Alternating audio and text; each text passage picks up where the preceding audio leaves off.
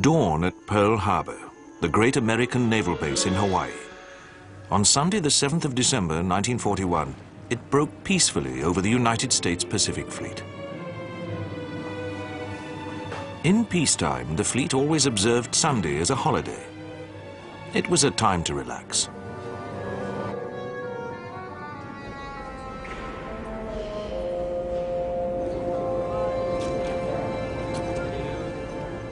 Pearl Harbor was defenseless. Aircraft neatly parked wingtip to wingtip to protect them from saboteurs. The fleet's battleships were lashed together, their crews below decks.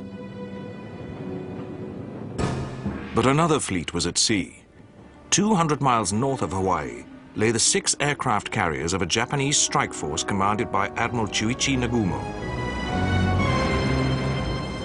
After 12 days at sea, Nagumo's carriers had reached the point from which they planned to launch a surprise attack on Pearl Harbor without a formal declaration of war. In the grey, pre-dawn light, the first wave of fighters and bombers was readied for takeoff. Their crews received a final briefing for an operation which had been planned in meticulous detail.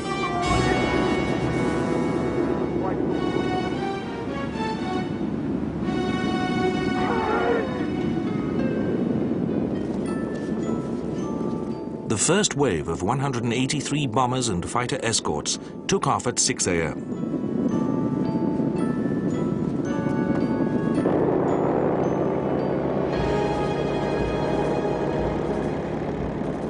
As their engines roared into life, Admiral Nagumo, who had grave doubts about the wisdom of the operation, anxiously paced the bridge of his flagship, the carrier Akagi.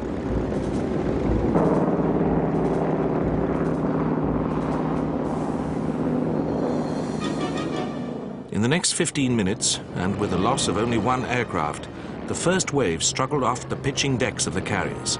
Within 45 minutes, the second wave of 132 bombers had been brought up on deck and launched.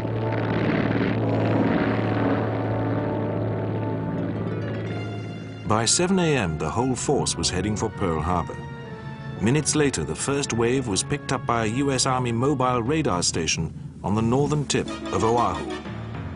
But the naval duty officer at Pearl Harbor dismissed the operator's report as a flight of American bombers coming in from California. The radar station was shut down. At the naval base, it was just another leisurely Sunday.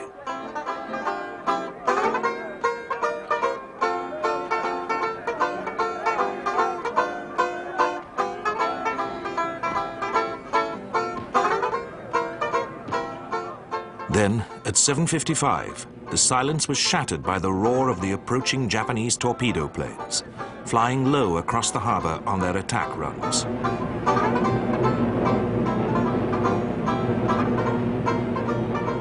Anxious faces looked skywards.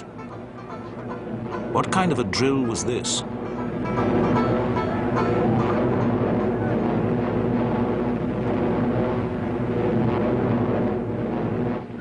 Then bombs began to explode on the battleships and among the tightly packed aircraft at Wheeler Air Base.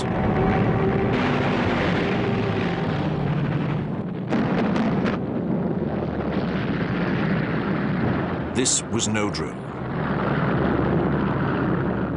Within minutes, the first attack was over. More than 300 aircraft had been destroyed on the ground.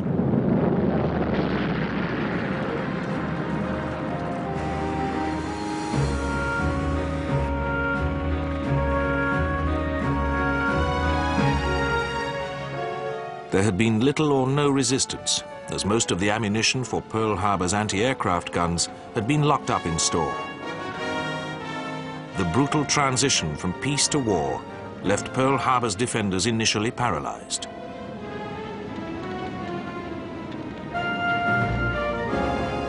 There was carnage on Battleship Row.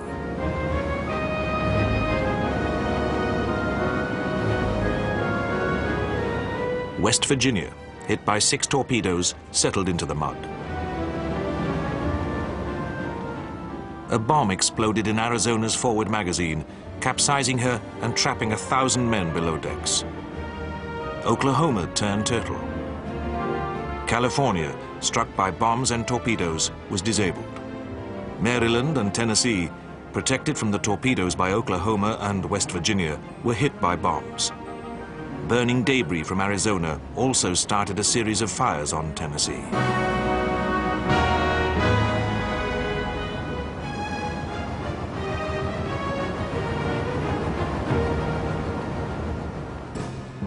But the Japanese triumph was incomplete. The Pacific Fleet's 3 carriers were all on missions away from Pearl Harbor.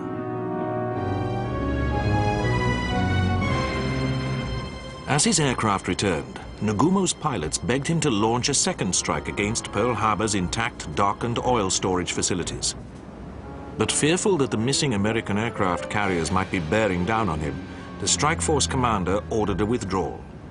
His overall losses had been only 29 aircraft shot down or ditched while returning, but he had not finished the job.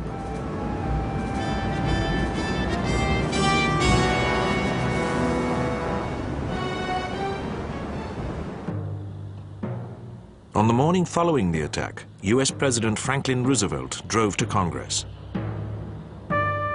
Speaking of a day of infamy, he urged an immediate response. That the Congress declare that since the unprovoked and dastardly attack by Japan on Sunday, December 7, 1941, a state of war has existed between the United States and the Japanese Empire.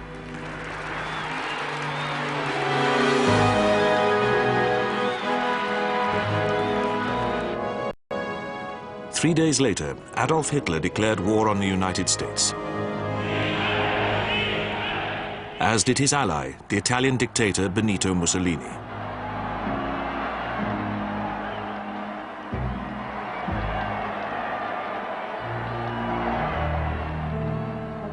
The British had declared war on Japan on the 8th of December.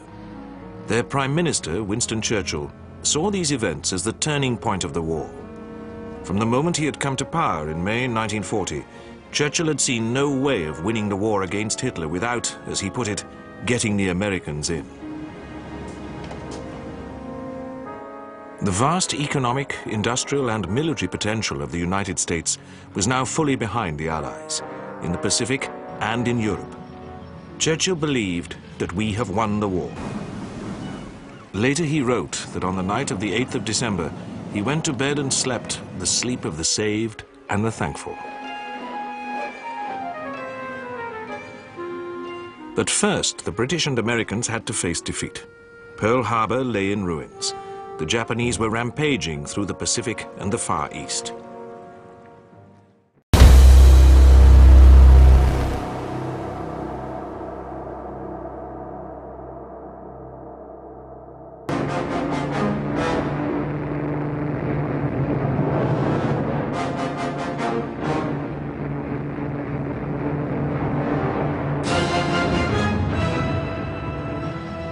The Americans were driven into the Bataan Peninsula in the Philippines, where they surrendered. In Malaya, the Japanese 25th Army raced down the peninsula towards the strategic prize of Singapore. Everywhere, resistance collapsed. Singapore fell on the 14th of February, 1942. Then the Japanese pursued the retreating British through Burma to the borders of India. In the north, they threatened the approaches to Alaska. In the south, they menaced Australia. In a 6-month Oriental blitzkrieg, they had carved out an empire which put even Hitler's conquests in the shade.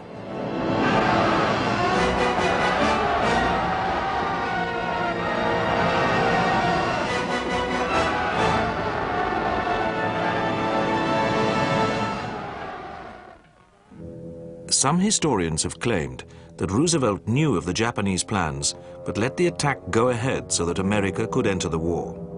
But was he a mere pawn in a deadly intelligence game that achieved the same result? The road to war in the Far East had begun in Geneva as far back as 1932, when the League of Nations demanded that the Japanese hand back to China the province of Manchuria, which they had conquered by force. The Japanese response was simple. Japan, however, finds it impossible to accept the report adopted by the Assembly. Then her representatives walked out of the League of Nations.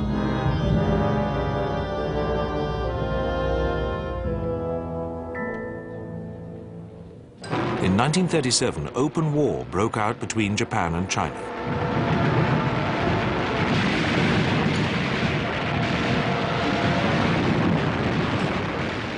By 1940, the Japanese had taken control of China's coastline and large tracts of the interior.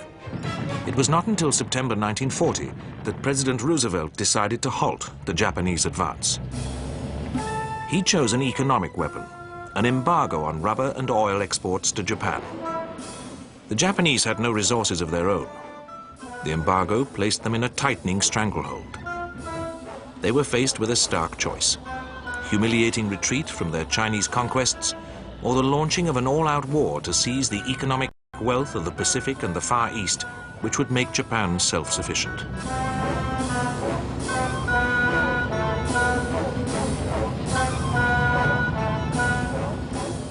The Japanese chose war. While their diplomats continued negotiations in Washington with the American Secretary of State, Cordell Hull, their military chiefs were drawing up detailed plans for the conquest of vast areas of the Far East and Pacific. These were approved on the 3rd of November 1941. The architect of the plans was the brilliant Admiral Yamamoto, commander of the combined Japanese fleet. Paradoxically, Yamamoto admired America and was pessimistic about the ultimate outcome of a war with her. He told the Japanese Emperor Hirohito that he was confident of initial success, but could guarantee only 6 months of victory. The Americans were well aware of Japanese intentions, but not their precise plans. For by the end of September 1940, they had broken the Japanese diplomatic codes and were reading all messages. They were encoded on a machine not unlike the German Enigma. It had taken American codebreakers 2 years to unlock their secrets, working on 2 messages which were breakable because they contained predictable phrases. The Americans codenamed the diplomatic traffic Purple. They built 4 Purple machines, one of which they gave to the British. There was a problem with Purple. It was used only to transmit messages from the Japanese Foreign Office to its diplomats abroad. In the nature of things, such instructions do not contain war plans. As war approached, the messages sent in Purple were increasingly ominous. They aroused the suspicions of American and British eavesdroppers, but suspicion did not amount to proof. Another code was far more important than Purple: the Japanese naval code JN-25. This had also been cracked by the US Navy's codebreakers. But the head of the Navy's War Plans Division, Admiral Richmond K. Turner, was so determined to safeguard this secret that he was unwilling to share it even with his president. Roosevelt received only sporadic summaries of Purple and knew nothing of JN-25. Similarly, the chiefs of staff kept the Navy and Army commanders at Pearl Harbor completely in the dark. They knew no more about Purple and JN-25 than an ordinary seaman. This allowed a dangerous complacency to creep into their readiness to meet a sudden attack. Someone else who did know all about JN-25 was Winston Churchill.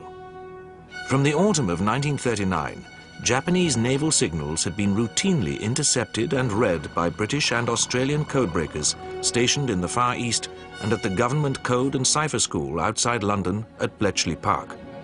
At this point, the British did not share this information with the Americans. Churchill was not satisfied with the odd summary of JN-25 derived material. He insisted on a regular supply of raw JN-25 decrypts. This gave him a ringside seat at the unfolding drama which was to reach a climax at Pearl Harbor.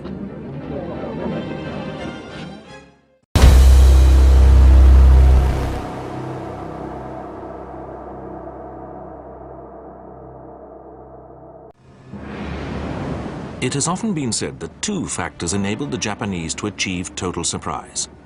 First, they observed strict radio silence while the strike force assembled in Tankan Bay in the Kuril Islands off northeastern Japan. Second, the strike force approached Pearl Harbor inside one of the huge weather fronts which regularly sweep across the Pacific at warship speed. This technique, long practiced by the Japanese, concealed their fleet from the prying eyes of American air and sea reconnaissance.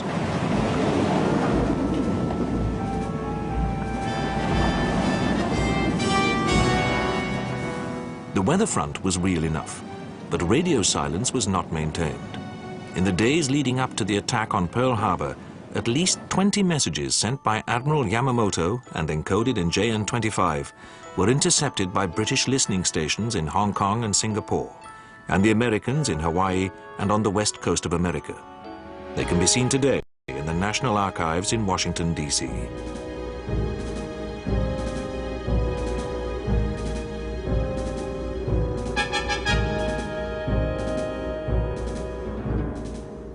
By the 7th of November, accumulating intercepts of purple traffic had convinced the Americans that the 25th of November was a key date in Japanese negotiations, possibly the point of no return, after which they would be committed to war.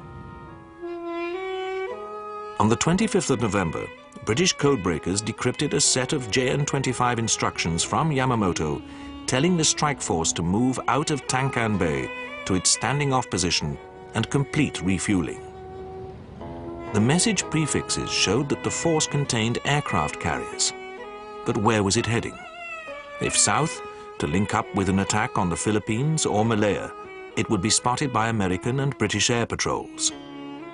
Or the strike force could be heading due east, where the only target of importance was Pearl Harbor, the destruction of which would require carriers.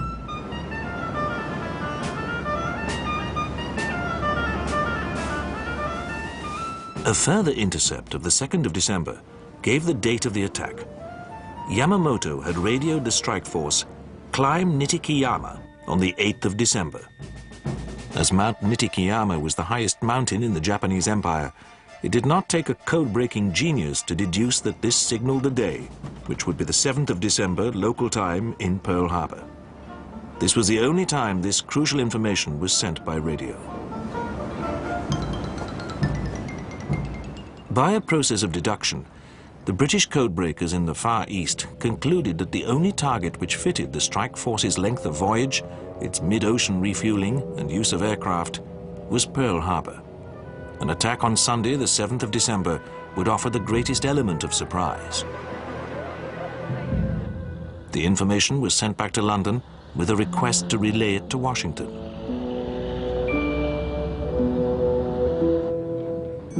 The information got no farther than Churchill. Had he informed Roosevelt of Yamamoto's messages of the 25th of November and the 2nd of December, it would have revealed that the British had been withholding information from their allies at precisely the moment when they needed them most. Had Roosevelt received the information and acted upon it, he would have had time to set a trap to destroy Nagumo's carriers or to turn them back. This might have delayed America's entry into a war which Churchill desperately wanted them to join. American action would also have alerted the Japanese to the fact that their codes had been broken. This would have been a disaster for the British in the Far East, where they were faced with the possibility of fighting the Japanese alone.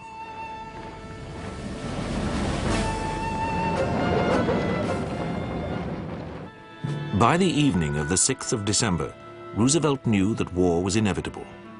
A 13-part purple message decoded by the Americans left him in no doubt that the United States was on the brink of war. But he did not know where Japan would strike. Assuming that the codebreakers at Bletchley Park were as efficient as their American counterparts, Churchill would also have received a translation of the 13-part purple message, thanks to the purple machine handed over by the Americans. The message contained the Japanese ultimatum and was accompanied by instructions to deliver it, with a final 14th part to the American State Department at exactly 1 p.m. Washington time on the 7th of December. In London, it would be 6 p.m. By mid-afternoon on the 7th of December, still early morning in Washington, Churchill had all the clues. Everything pointed to a dawn attack somewhere in the Pacific. On the night of the 7th of December, Churchill entertained 2 men to dinner at Chequers, his official country house. They were John Wynant, the US ambassador, and Averell Harriman, Roosevelt's special envoy. When they sat down, Pearl Harbor was already ablaze. Churchill's butler interrupted the dinner with the news that the BBC had just reported an attack on Pearl Harbor. To Wynant's astonishment, Churchill exclaimed, "We shall declare war on Japan," and marched into his office to telephone Roosevelt. Amazed that Churchill had accepted such stunning news from his butler without even bothering to contact Downing Street or the Foreign Office, Wynant told Churchill that he couldn't declare war on a radio announcement. But Churchill had known all along. On the phone, he assured Roosevelt that Britain's declaration of war would follow immediately. First and foremost, Churchill wanted American help in the fight against Hitler. This could not be guaranteed by war with Japan. Churchill could not have foreseen that Hitler would seal his own fate by immediately declaring war on the United States.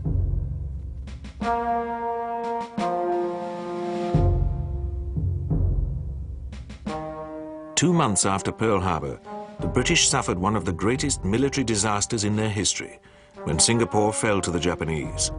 Over 100,000 British and Commonwealth troops were taken prisoner. Churchill survived, but the commanders at Pearl Harbor, General Short and Admiral Kimmel, were made scapegoats for American unpreparedness. At the subsequent congressional hearings, Short protested at his treatment.